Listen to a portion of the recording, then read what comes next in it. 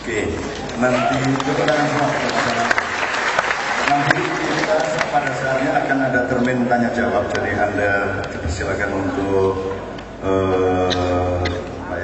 gayung bersambut dengan Mas Hanafi sama Pak Suminto. Saya ngeratake dalan ini. Pertama beliau menyebut iki mumpung ketemu cacah nomor.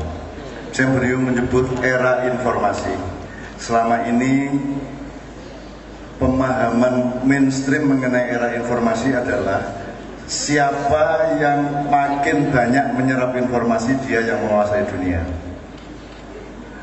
Saya ingin mengatakan kepada Anda, hati-hati sama kalimat ini, sebab semakin banyak Anda menyerap informasi mainstream sekarang ini, semakin Anda menjadi budak dari produser informasi yang menyebarkan informasi itu. Jadi saya sama Kiai Kanjeng hanya melakukan penyebaran informasi kami. Jadi musik Kiai Kanjeng harus informatif dan belum pernah didengarkan dan dibikin oleh siapapun yang lain. Apa yang saya omongkan harus tidak pernah ada di buku. Sebab saya bukan budak informasi dari era informasi, itu ya satu ya. Nah, mudah-mudahan Anda adalah produsen informasi, Anda membawa local wisdom dan kreativitas yang Anda informasikan kepada dunia. Bukan Anda menjadi penampung informasi, kecuali untuk keperluan kreativitas Anda. Satu ya. Nomor dua, sebenarnya perbedaan ideologi dan wacana Mas Hanafi sebenarnya setahu saya tidak merupakan satu-satunya alasan kenapa orang suka bentrok, suka tawur, suka berbenturan. Tetapi karena Indonesia ini seluruh rakyatnya mengalami ketidakamanan nasional, ada rasa tidak aman menyeluruh. Nang politik raman, nang pemimpin raman, ndelok gambar ning perapatan dalan raman. Kayak Roy Suryo ngopo ya gambar ning kono terus ya. Rasa raman. Jadi sama ulama ndak aman, sama pemerintah ndak aman, sama TV ndak aman, sama ustadz ndak aman, sama dulu anak kita keluar rumah itu berarti dilindungi masyarakat. Sekarang anak kita keluar rumah kalau SD bisa diculik, kalau SMP bisa diperkosa. Jadi lingkungan sudah menjadi ancaman. Jadi rasa tidak aman yang menyeluruh ini membuat orang tidak punya kelapangan hati. Nah, jadi negara kita mudah-mudahan akan diizinkan Tuhan untuk mendapatkan satu manajemen baru dengan kepemimpinan yang bisa membangun rasa aman rakyat kita kembali, sehingga orang tidak terlalu gampang marah. Nek orang aman ini musuh terus, gitu loh. Makanya ketika ada tawur di 2 SMA Jakarta itu, kemudian ISQ menelpon bersedia untuk bikin ISQ di 2 SMA itu secara gratis. Terus dipikirnya itu urusannya sama moral gitu. Dipikir itu urusan moral. Terus Diknas sendiri sedang menjajaki kemungkinan bikin mata pelajaran anti tawur. Ada juga mata pelajaran anti korupsi sebelumnya dan anti terorisme. Jadi kita bersikap sangat reaksioner terhadap gejala-gejala kebudayaan dan kehidupan masyarakat. Pak Nuh, orang yang tidak saya restui untuk menjadi Mendiknas, tapi memang saya dorong dan saya rekomendasi untuk menjadi Menkominfo pada waktu itu. Karena saya tahu Pak Nuh orang baik, mesake kowe melu nanggung dusane Diknas sing semono kae, kok ndak malah timbangan pahala dan dosamu menjadi tidak seperti kemarin. Maka ketika Pak Nuh menjajaki bikin kurikulum anti tawur itu saya sangat sedih karena itu tidak ada hubungannya sama kurikulum tawur itu, tidak ada hubungannya. Anak SMA kok dilarang tawur itu maksudnya bagaimana? Lah orang tuanya tawur semua kok. DPR ya tawur, ya ngawur kan? Ngawur itu kan tawur, ngawur itu kan softwarenya tawur. Betul nggak? Softwarenya kan ngawur kok. Berpikirnya ngawur, hatinya ngawur, maka salah satu outputnya adalah tawur fisik. Kalau di DPR outputnya sangat tertata dengan manajemen yang sangat tersembunyi. Ngawurnya itu kan begitu. Di departemen-departemen kayak begitu. Karena mereka sekarang suka tahlilan. Jadi kalau di zaman korupsi siapa ini Angelina Sondakh itu istilah korupsinya masih apel Malang, apel Washington. Sekarang sudah berkembang menurut KPK karena saya punya tugas untuk selalu menggedein nantinya teman-teman KPK, para penyidik. Mereka mengatakan sekarang SMS kalangan para koruptor itu bunyinya gini, tolong yang 10% disiapkan untuk para kiai, terus yang 10% untuk pesantren. Atau kalau mau lebih jelasnya nanti kita tahlilan bersama di Hotel Sultan tanggal sekian jam sekian. Yang dimaksud para kiai adalah anggota DPR yang terkait dengan sebuah proyek. Yang dimaksud pesantren adalah kementerian yang memiliki proyek itu. Yang dimaksud tahlilan adalah rapat untuk bagi-bagi uang korupsi. Nah, gitu. Jadi silakan mulai sekarang anak-anak mahasiswa belajar tahlilan. Begitu Pak Hanafi, ini tenanan nih kita di Indonesia itu begitu berdamai antara malaikat dengan setan. Dan hanya manusia Indonesia yang mampu menyelenggarakan dan mengakomodasi perdamaian yang semacam itu. Permisivitasnya sangat tinggi, kelonggarannya sangat tinggi dan seterusnya. Nah, itu tidak ada hubungannya sama kurikulum. Mau dibikin kurikulum anti tawuran kayak apapun, tetap tawur.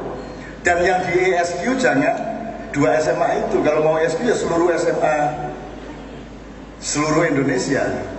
Dan ESQ ini jane opo?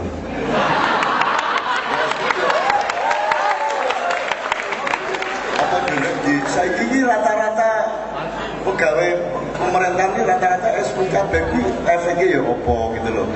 Kuwi saiki iki wong iki do tergantung kabeh, arep sehat, arep ora flu ngombe pil. Padahal orang flu gari kok kaploki dhewe ndas kuwi ilang flune. Gari kowe kejet-kejet kuwi ilang flune. Wong flu gampang banget. Wong lara ngeluwe dadak ngombe dikolgin segala macam. Nek aku ngombe dikolgin tak kon patuh karo aku. Swara kurak ngombe dikolgin ra ilang. Wetengku lara mbok lara apa ora mudeng pokoke ngombe dikolgin larane ilang. Pokoke dikolgine manut karo aku lah. Nah, kalau obat Anda minum, terus Anda taklukkan sebagaimana teori Zam-Zam, maka obat menjadi berguna. Anda bukan jadi budak obat, tapi obat yang menjadi anak buahmu, kan gitu. Nah, tepuk tangan. Ini, jadi kalau ada 2 SMA tawur, Bu, jangan lantas dinasehati anak-anak SMA itu. Sebab setelah mereka tawur, nggak akan tawur lagi, minimum 2 tahun. Betul? Betul kan? Yang akan tawur yang belum tawur. Jadi ini orang Indonesia ini bodoh, nggak berhenti-berhenti. Ada hotel dibom, begitu dibom langsung keamanannya 10 kali lipat. Pak, hotel itu kalau habis dibom nggak akan dibom lagi, blok. Iya toh ya. Orang mungkin dibom meneh, ya Allah. Wes dibom wingi berarti nganti rong sasi orang mungkin dibom. Sing kudu kok jaga sing liyane. Sing durung dibom piye to ya? Apalagi di Lamongan sudah saya tegaskan, di Lamongan sudah tidak ada terorisme dan sudah tidak mungkin ada bom di Lamongan. Karena tidak mungkin tukang bom ngebom kotanya sendiri.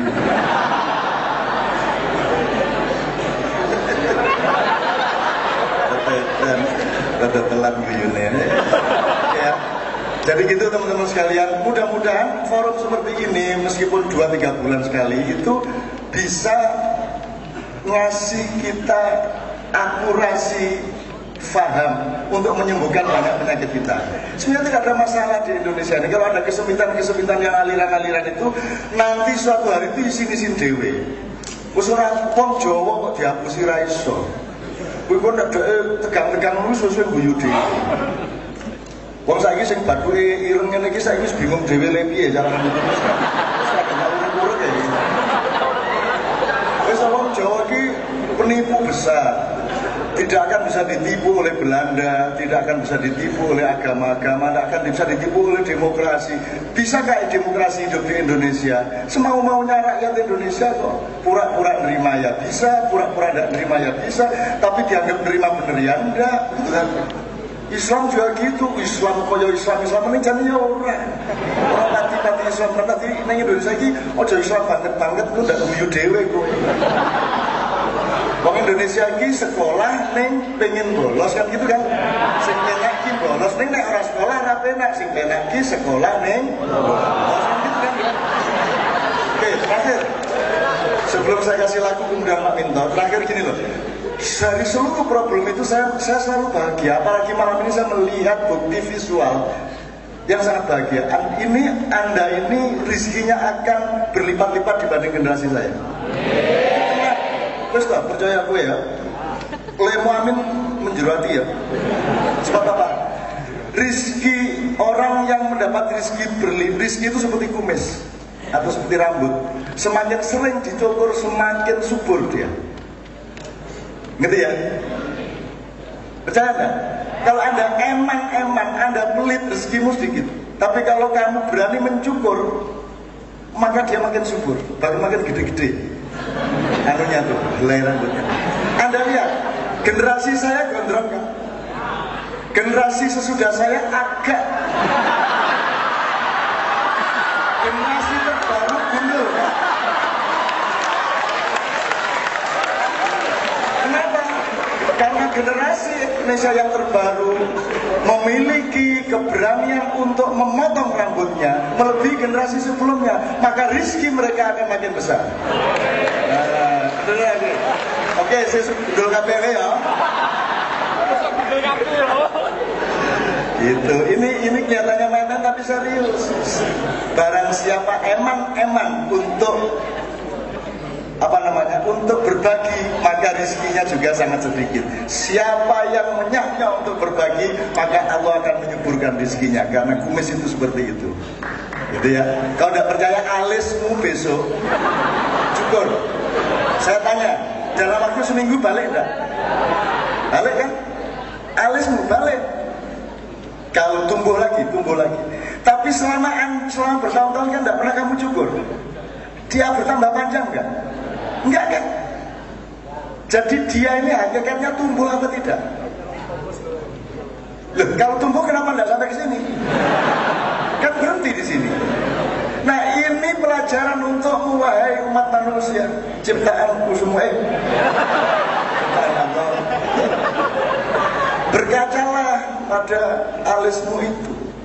Tidak kamu cukur, dia tetap seperti itu. Kalau kamu cukur, dia tumbuh, terserah. Jadi dia ini hakikatnya tumbuh atau tidak di tangan Tuhan, tapi diserahkan ke tangan manusia. Kalau kamu ingin menumbuhkan, cukur dia. Kalau kamu ingin dapat rezeki, banyaklah ngasih orang lain. Kalau Pak Minto ingin, dia nggak ingin jadi rektor. Rektor yang baik adalah yang tidak ingin jadi rektor.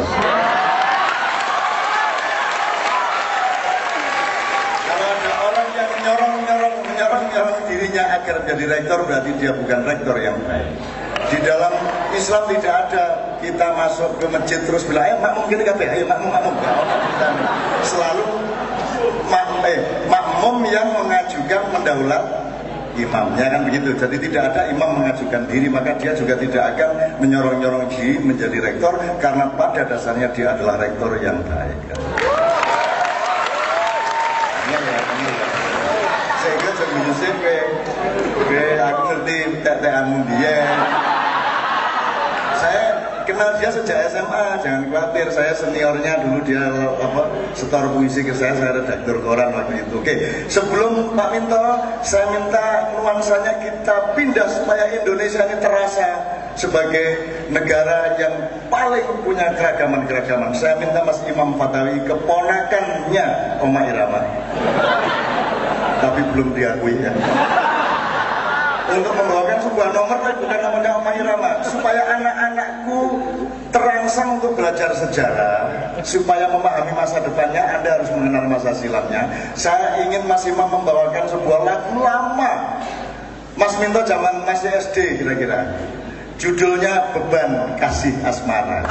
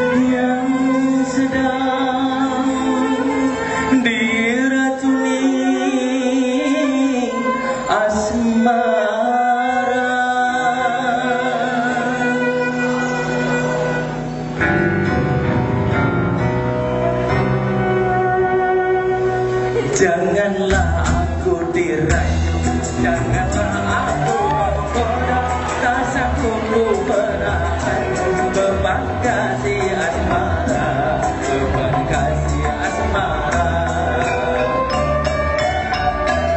Janganlah aku dirayu, janganlah aku kau goda, tak sanggup ku menahan beban kasih asmara, beban kasih asmara.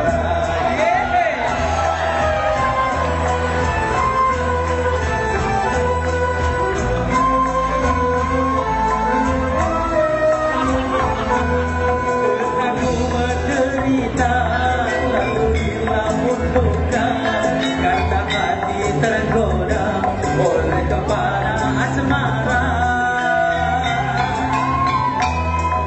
Aku menderita karena dilamun duka, karena hati tergoda oleh kepala asmara. Hati menjadi gelisah karena pikiran terjurah selalu kepadanya.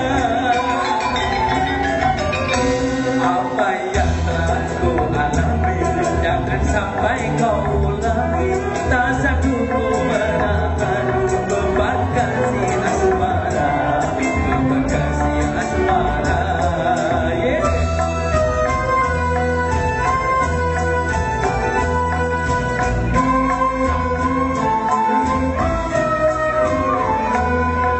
Aku menderita, lalu dilamun duka, karena hati tergoda oleh kepala asmara. Aku menderita, lalu dilamun duka, karena hati tergoda oleh kepala asmara. Hati menjadi gelisah karena pikiran tercurah selalu kepadanya. Apa yang telah ku alami jangan sampai kau ulangi, tak sanggup ku menahan beban kasih asmara, beban kasih asmara, beban kasih asmara, beban kasih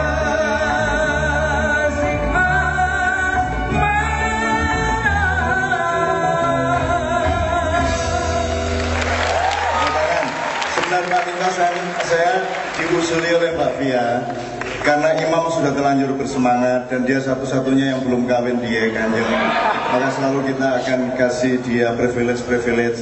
Ini tadi lagu Melayu bukan lagu dangdut, meskipun ada unsur dangdut di dalam pembawaannya. Lagu Melayu ini kemudian di zaman Orba awal dikompilasi, diulek ya, di hybrid sama Omai Rama dengan musik rock, maka menjadi musik dangdut. Saya kira inovasi-inovasi seperti itu seharusnya terjadi juga di bidang pemikiran dan politik. Karena politik kita kan masih copy paste saja tanpa ada kreativitas. Hukumnya pun hukum copy paste. Omai Rama lebih kreatif daripada presiden-presiden Indonesia, kan itu kan? Kalau Omai Rama mencampur itu menjadi kayak musik blues, lahir dari kreativitas orang negro, mentransendensi penderitaannya, kemudian mengurangi dua nada menjadi musik blues, kemudian berkembang menjadi jazz. Nah, ini Mas Imam akan membawakan sebuah lagu Melayu yang sudah dirokkan, yang kemudian disebut The Dangdut.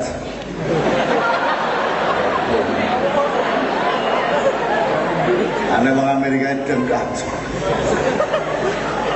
dangdut. Orang Amerika itu raiso NG, raiso ono jenenge ngimpi, ngono ngimpi nek orang Amerika ngegimpi. Jangan ngono mimpin dunya. Mimpin dunya ya wong Jawa. Lengkap semuanya. Lengkap, nek diterus-terus kayak lengkap tenan. Mereka cuma punya rais, kita punya gabah, pari, beras. Ya tak? Mengono rais, orang bapaknya Hanafi, baik. Nek yang saya wiki Pak, nek bahasa Inggris fall down, I fall down, aku jatuh.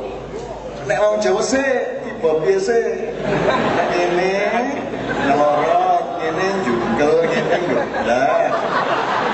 Wes detail. Mimpin dunia kudu detail, ya toh. Maka pemimpin Indonesia yang akan datang tidak bisa tidak adalah masyarakat Nusantara Raya.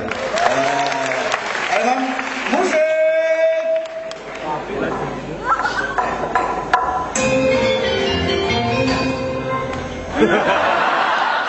Ulang. Balik ini, balik. Aku mau bicara soal musik. Tentu saja bagi penggemar musik. Di mana-mana, biarkan dunia banyak orang bermain musik. Bermacam-macam itu jenis musik dari yang common sampai klasik. Musik yang kami perkenalkan, musik yang berirama Melayu.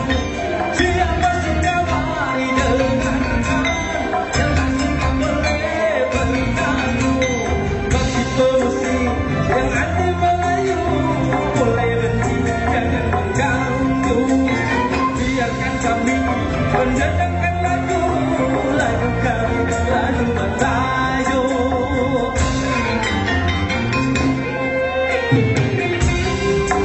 Ya, bersama Sera Engajun.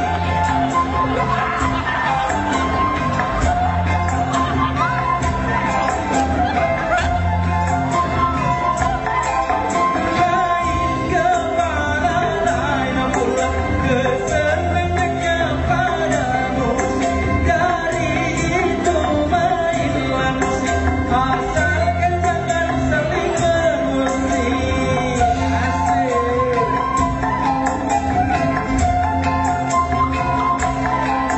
Memang dengan adanya musik, dunia ramai jadi berisik. Tapi kalau tak ada musik, dunia sepi kurang asyik.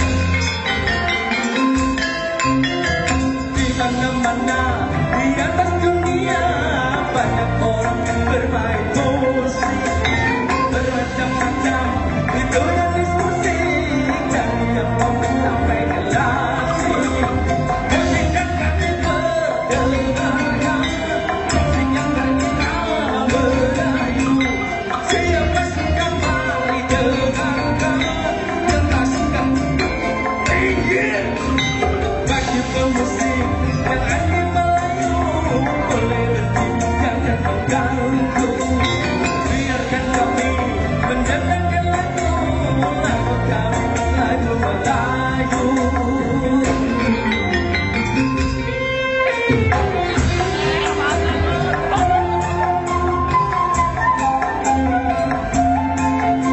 More, more, more.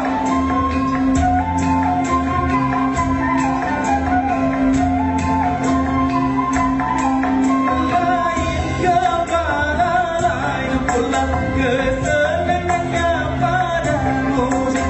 Dari itu mainlah musik, asalkan jangan saling mengusik.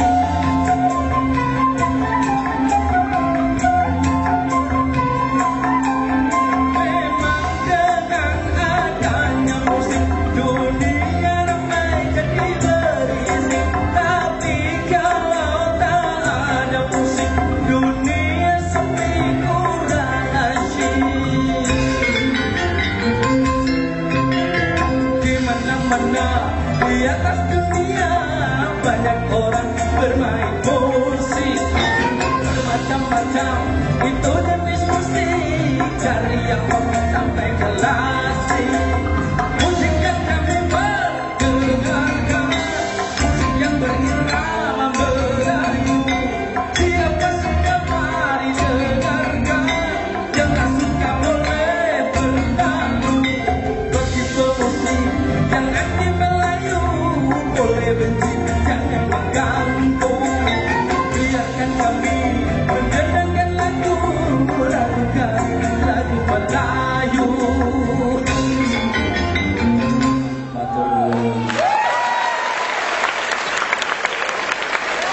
Saya sama Pak Minto dulu tahun 80-an sering bareng-bareng menjadi juri pembacaan puisi, musikalisasi puisi, pentas musik dan seterusnya. Nah saya tadi sama Pak Minto juga nalurinya jadi ngasih nilai, ngasih angka sama penyanyi Melayu dangdut kita.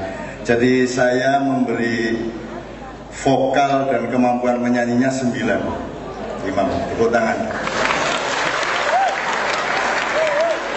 Gaya jogetnya min 6. Performanya min 7, jadi jumlah keseluruhan min 4. Oke, Anda bergembira, mudah-mudahan kegembiraan Anda berada dalam kebenaran yang seharusnya. Insya Allah kalau tidak benar, tidak teruji secara ilmu, tidak teruji secara moral, tidak akan kita jalankan. Pak Minto, silakan menunjukkan bahwa Anda pantas menjadi rektor dan pemimpin.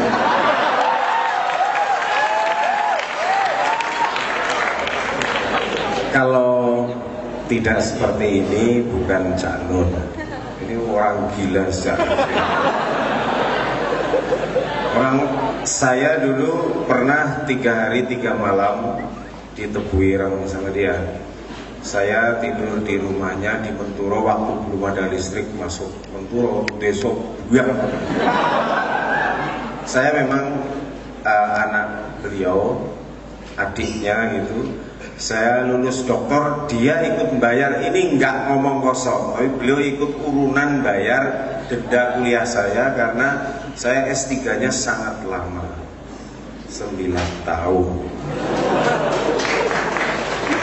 Jangan tiru saya. Oke, saya mulai supaya saya kelihatan sebagai orang Islam. Assalamualaikum warahmatullahi wabarakatuh.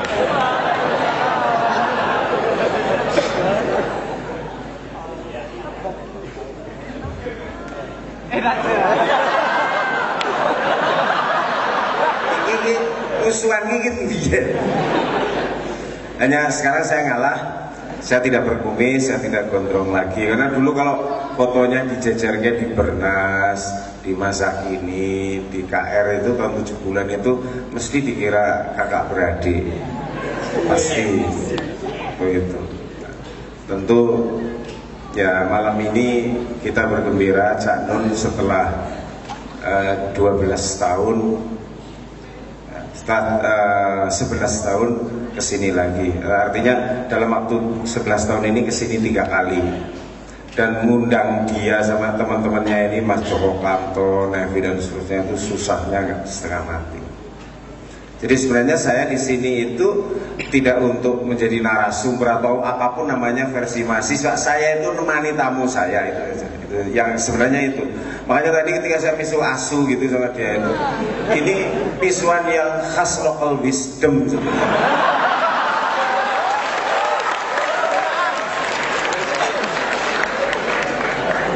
Cak Nun ini era diancuk di Jawa Timur itu ya belum Jawa Timur gitu kan itu. Artinya itu mesti pada lokalnya itu seperti itu. Lah kalau ngomongnya nggak seperti tadi, Amin Rais banget fotokopi ini Pak Amin Rais gitu.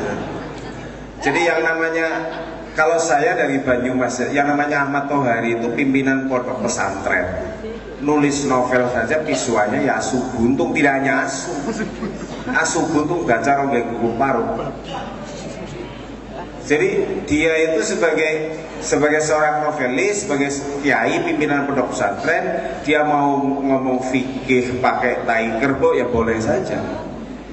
Tadi sudah dijelaskan oleh jebolan pondok Gontor.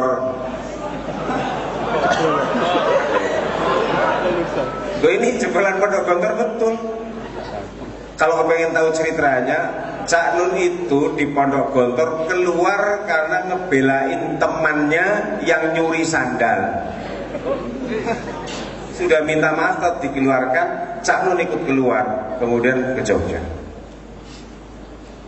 Anda boleh tidak percaya pada saya.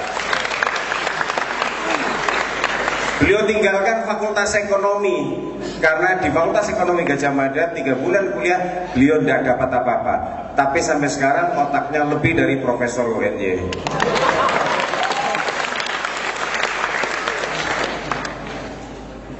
iki tugas kuwi ora ngelem kowe ya. Iki wis agak mikir kok arep ngeplak nganggo apa kae gitu ya. Jadi teman-teman yang saya hormati, Bapak Wakil Rektor 3, Bu Wakil Dekan dan Bapak Wakil Dekan. Malam ini sebenarnya inilah ESQ yang sesungguhnya.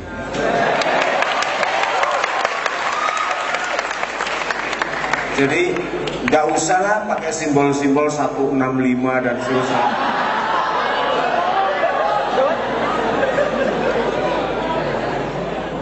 Saya sudah lapor sama satu lama nggak ketemu gitu kan. Piye kabar itu? Oh saya jadi orang paling bahagia se-UNY. Karena saya memang orang paling jelek se-UNY. Sehingga kalau ada orang tadi ngomong apa rektor-rektor dan seterusnya, saya malah jadi tertawa. Artinya tertawa bahagia. Yaitu tadi seperti dinyatakan Cak Nun kan. Dulu kan pilihan yang dulu saya dilantik sama Cak Nun di muka orang kira-kira jumlahnya segini tapi di lab perawitan sana bahwa saya adalah rektor kebudayaan UNY dulu. Tapi yang lantik Cak Nun ya saya tidak dapat bayar jadi rektor. Oke, jadi yang pertama kita bersyukur bahwa malam ini kita bisa ber-ESQ bersama-sama secara real. Kita saling berbagi, saling memperkaya diri tanpa pakaian apapun. Dalam artian kita telanjang setelanjang-telanjangnya sebagai manusia biasa. Prinsip ini menjadi sangat penting bagi kita semua, apalagi kalau kita berbicara dengan menggunakan kotak-kotak sabun. Ada seni, ada agama, ada kebudayaan gitu. Semuanya menjadi satu. Agama memberi inspirasi pada kebudayaan. Kebudayaan adalah kerja perencanaan manusia berikut tindakan nyatanya demi kemaslahatan dan alamin kan gitu. Ben rodo Islam gitu demi kemakmuran umat manusia dan seperti itu. Yuti rumusnya apa wae itu lah menurut dosen apresiasi budaya itu definisinya apa. Tapi semakin oke definisinya semakin orang genah budaya ini apa tau. Karena bukan itu sebenarnya. Kemudian kesenian juga begitu kan. Ya kesenian ya ini kesenian itu. Orang anggap definisi ya kan kesenian. Tapi kan memang di perguruan tinggi kita memiliki cara-cara yang kadang-kadang agak berbeda. Namun sebenarnya dengan semakin kita membedakan diri dari cara-cara yang common sense, kita menjadi terasing kan gitu. Oleh karena itu pentingnya ESQ itu sebenarnya bagaimana supaya teman-teman mahasiswa itu tidak menjadi kaum yang memisahkan diri dari kolektivitas yang ada di sekitarnya. Sebenarnya kan itu. Tidak kemudian merasa menjadi berbeda, jalannya berbeda, kartu mahasiswa yang merangkap ATM itu ditaruh di saku sini pakai baju yang tipis, lalu kelihatan itu mahasiswa UNY, musuhnya UMY, Universitas Muhammadiyah. Enggak, ini tak anggap Muhammadiyah lagi.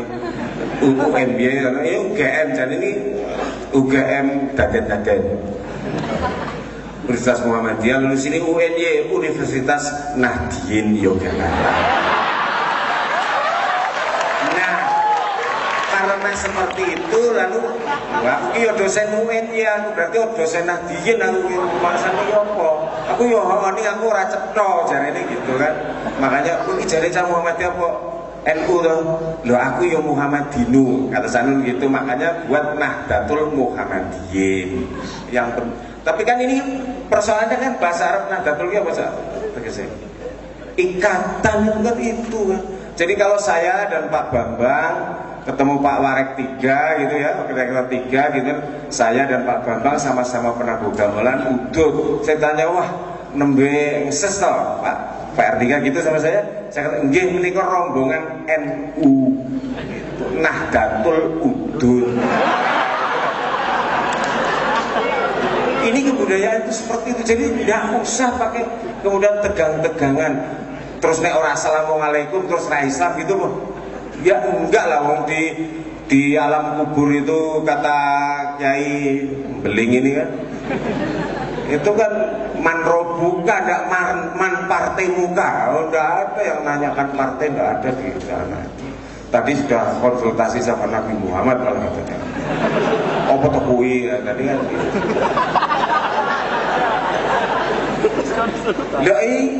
Dan saya pamit ya mau nebus dosa lah, saya pamit haji. Ini minta niat haji tenan kok biar gitu. Barang saya bilang, aku ya haji tenan karo bojoku. Ya salam bae nggo Nabi Muhammad kan. Tapi itu justru yang mencerahkan, kan sama saja saya, Cak Nur dan rombongan. Nek Joko Kamto kita wis ora tahu, Nevi ora tahu, ngomong sasu wis ora tahu. Tapi kalau itu dilacak lebih jauh, saya bilang sama guru saya ini, dalam hal ini guru saya, tidak yang bayar kuliah saya. Itu lu asu ki awake dhewe dadi kirik wis alhamdulillah. Karena itu binatang yang masuk surga. Ada di juz 13 ya, Al-Kahfi. Kan itu. Lho nek orang nganggo Arab ngono ketok ora Islam. Makanya kan banyak kan yang mengaku Islam itu ngomong Arab ngerti loro telung kata wis dienggo terus. Wes apa minal mahdi ilal lahdi kandake terus dari buean sampai liang lahat ya kena kok. Ning ben ketok rodo Islam gitu, rodo Arab. Ini loh kadang-kadang tiba-tiba kita menjadi orang-orang yang berlindung di jilbab-jilbab budaya. Saya pinjam kumpulan puisi Cak Nur ya, Lautan Jilbab itu yang membuat para perempuan di Makassar histeris, para perempuan di Jawa Timur histeris karena saya ikut menyaksikan.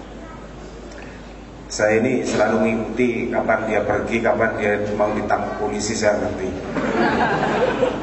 Jadi puisi-puisi Cak Nun itu yang dilarang oleh Orde Baru dulu, rekamannya di Salman ITB di mana-mana itu ada di rumah saya.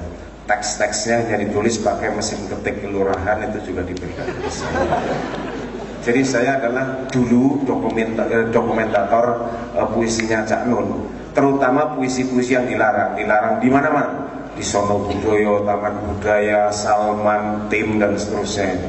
Termasuk di rumah sakit Terumani Wonosobo yang membuat dia dicekal 2,5 tahun, tidak boleh ngomong di Jawa Tengah. Itu beliau. Jadi saya ingin mengatakan pada teman-teman bahwa kita tidak perlu selalu mempertentangkan persoalan agama, seni budaya lalu secara diametral gitu. Dihadap-hadapkan, enggak, karena itu sebenarnya bagian-bagian dari sesuatu yang alamiah ya, bisa saling memperkaya satu dan yang lain. Dan menyikapi semacam itu sebenarnya sikap-sikap yang ditimbulkan dari kearifan lokal kita sendiri. Sebenarnya seperti itu, kearifan lokal itu banyak sekali.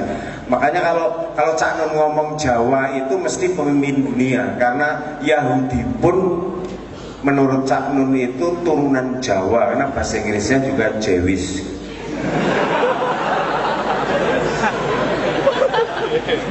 Kira-kira seperti itulah. Oleh karena itu saya selalu mengatakan ini ya SQ yang beneran itu ya seperti ini. Cuma masalahnya kan mendatangkan atau membuat forum seperti ini kalau di kampus kita itu masih terbatas.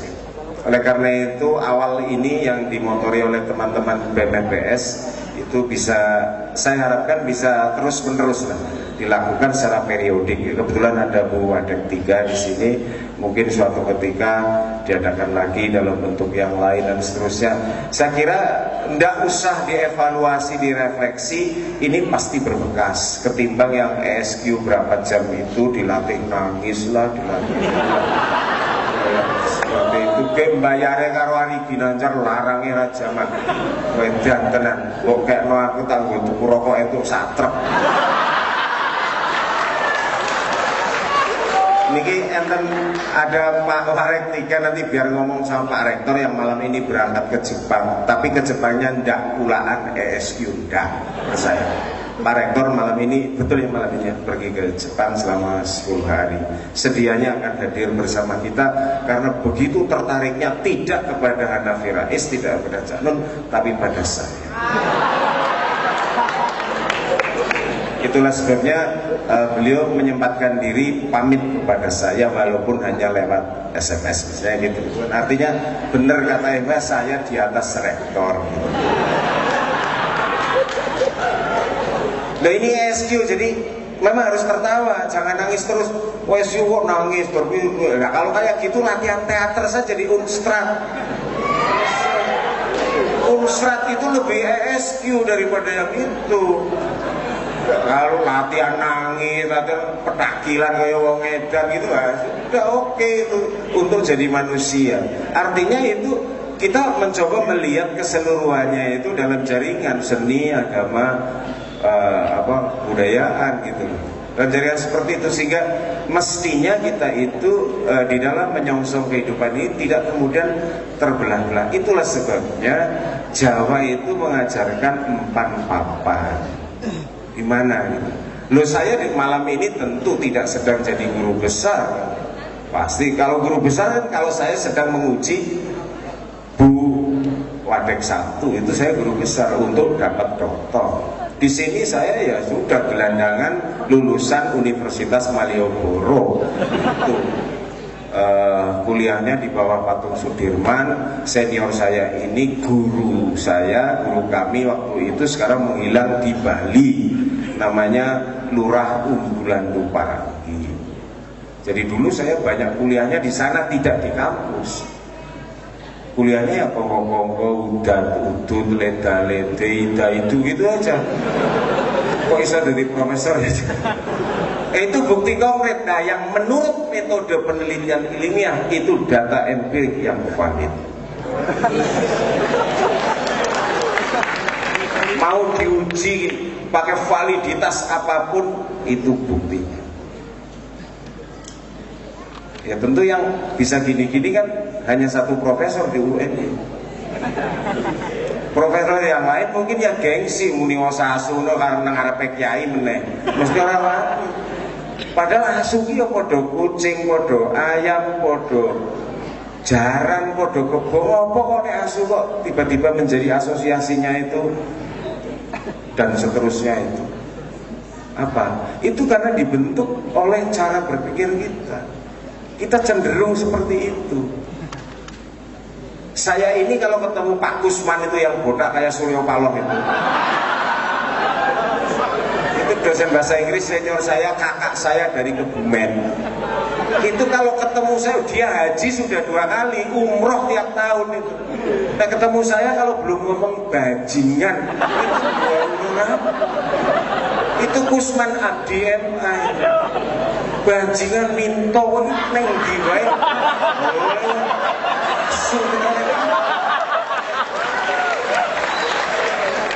Ini kalau ada mahasiswanya Pak Kusman itu ya dia bisa begitu ngajari pronunciation bahasa Inggris itu pasti dia akan seperti itu.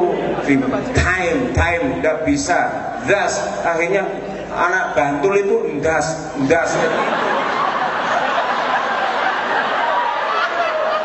Nah terus akhirnya Pak Kusman mulanya dasmu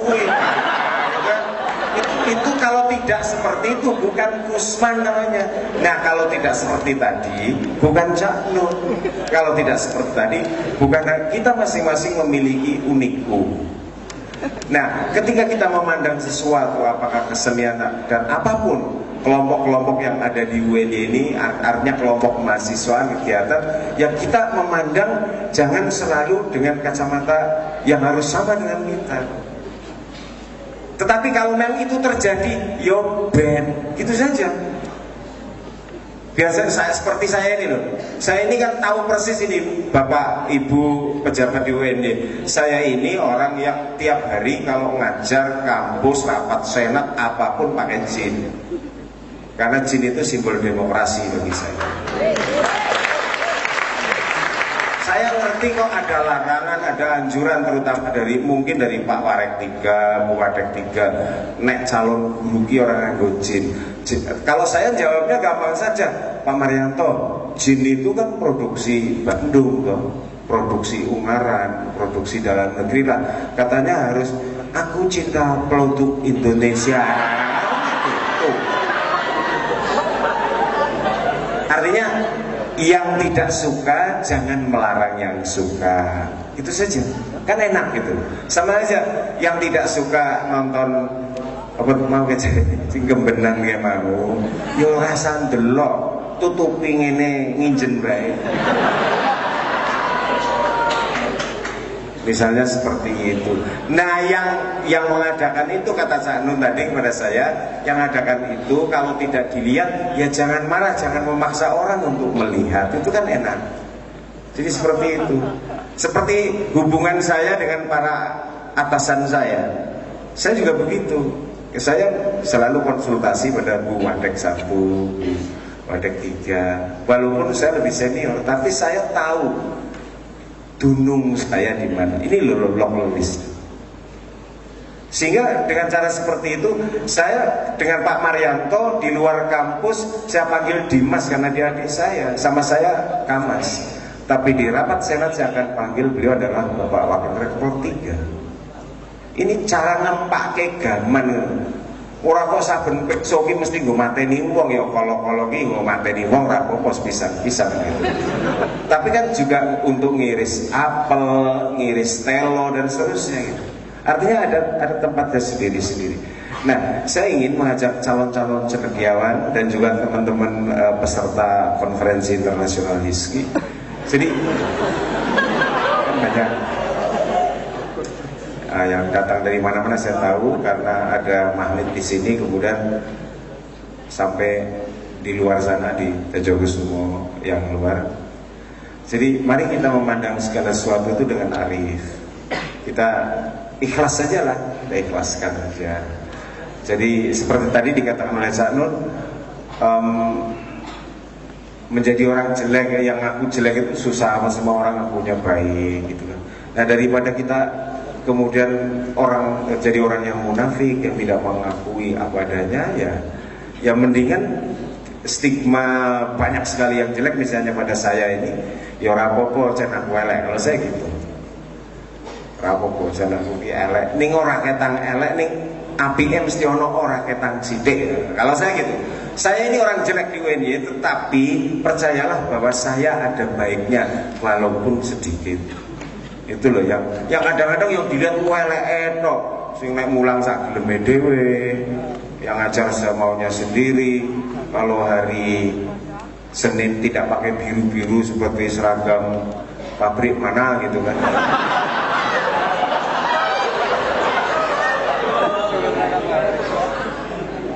Ini mesti utuh hasil SQ yang itu. Pasti itu hasil proyek penyeragaman. Kemudian kalau hari Senin pakai pakaian kuning itu mungkin bantuannya itu Abu Rizal Bakri. Golkar itu loh. Golkar ngegol tuh nyakar itu Golkar.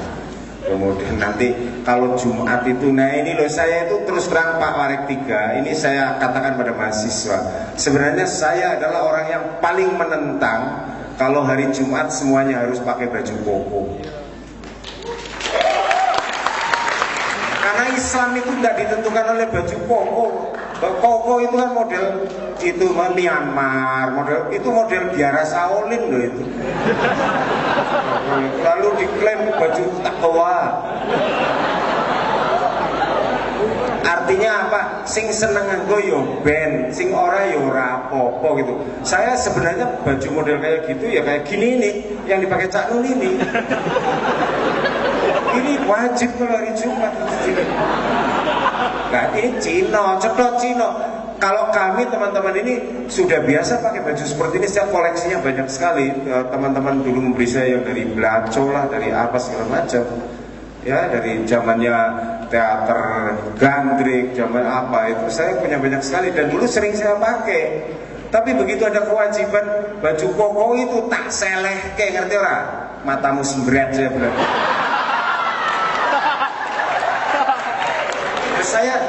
Anak saya itu dosen di sini di UNY. Dia mengingatkan saya, loh, bapak ini profesor kok orang nyontoni elek matamu bisa bilang gitu. Betul, anak saya itu dosen di FIT. Tanya Pak PR3 itu, Anak saya dosen di sana dan dia sangat istiqomah. Istiqomah dalam pengertian itu. Ya mungkin saya tersesat, tapi tersesat di jalan yang benar, nggak apa-apa. Anak saya Ibu Sekar Purborini itu anak saya nomor 2. Anak saya pertama sekretaris Bapak Profesor Rohmat Wahab MPDMA. Itu anak sulung saya, tanya Pak Warek 3. Tapi ya bilang sama saya, paling ngomong sama Pak Rektor sama Pak Wakil Rektor, kalau enggak seperti itu bukan bapak saya, Pak.